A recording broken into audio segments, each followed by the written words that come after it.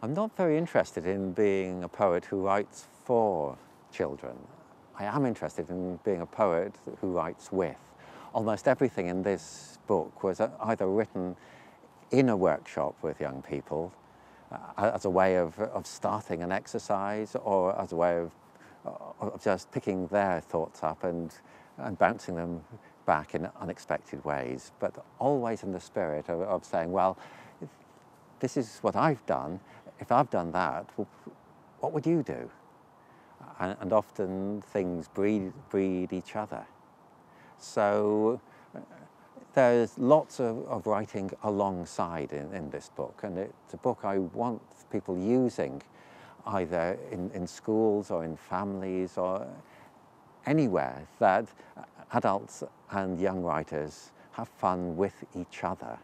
So it's not just a children's book, it's an all-age book, and I very much want to break down this age banding, which our age is very prone to, and say we can do this with each other. We can all be part of a culture called poetry.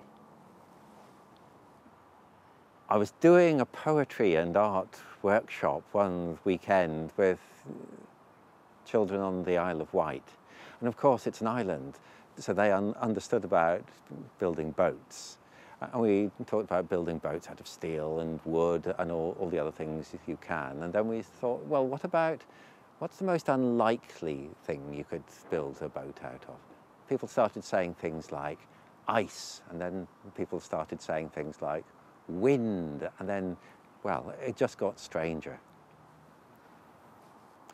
The boat made of poems sings and hums and talks and whispers to itself. It never sleeps. It groans, it shudders to the rhythm of the waves. Its timbers creak in the language of every port it has put into. The backchat, the patois, the babble, the babel, the smuggled rich lingo of each dockside bar. But hush, don't tell the captain or the boatswain or their loosely rhyming crew. There's really nothing to it, poetry. Just air, hot air and paper. Oh, and skill and love and hope between them and the deep, dark, silent sea.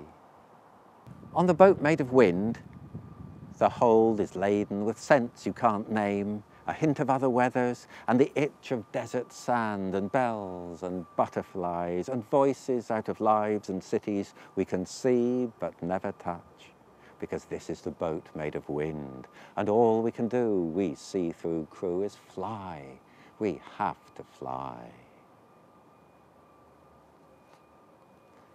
And of course, one boy said, snakes. I want a boat made out of snakes. Okay, I said. The bad ship Anaconda has the soul of snakes, just like its fork-tongued captain. It cuts through the waves with a hiss, or lies at anchor, each porthole watching like a stone eye. Then it strikes, part dagger thrust, part kiss. Or it swallows you whole, down through timbers that ripple and twist around you, squeeze, crush, grind you to a paste, a powder that the captain primes his guns with. Silent cannons that pound, hush, hush, hush.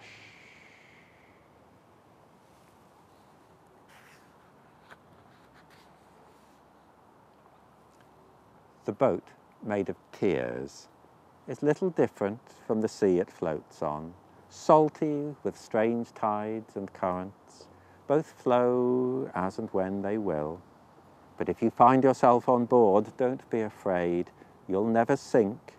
At worst, you'll melt into the whole wide world around you, like the ocean, wild and gentle, always moving, always still. I once spent a week writing poetry in a bird hide in a National Trust place in west of Cornwall.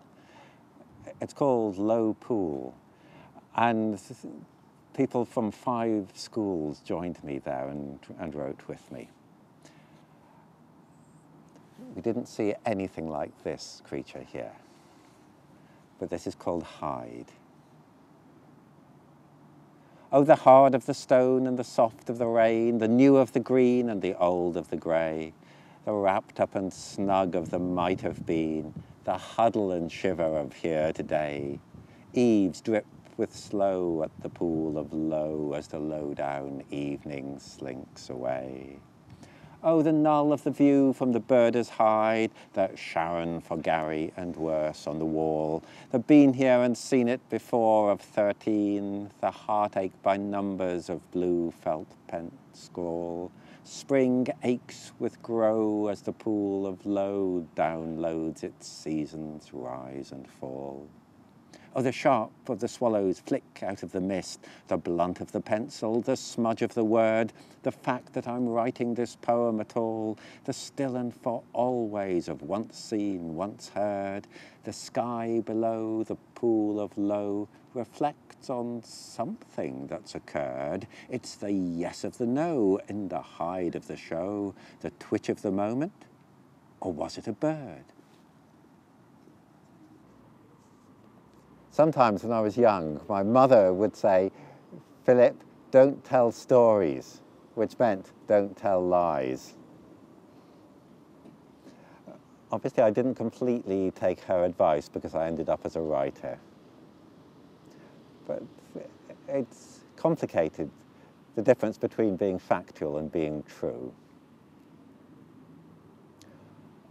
Old Nanny Neverly came from back there. She sat in the sunshine with frost in her hair. I'm going home soon, she said, never said where. Sweet crumbly biscuits, ghostly grey tea and a smile would be waiting.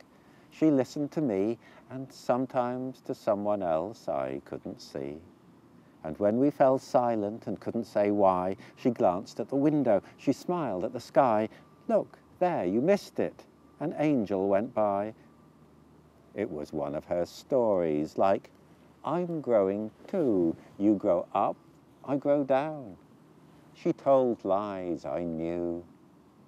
Only now that she's gone, nothing else seems quite true.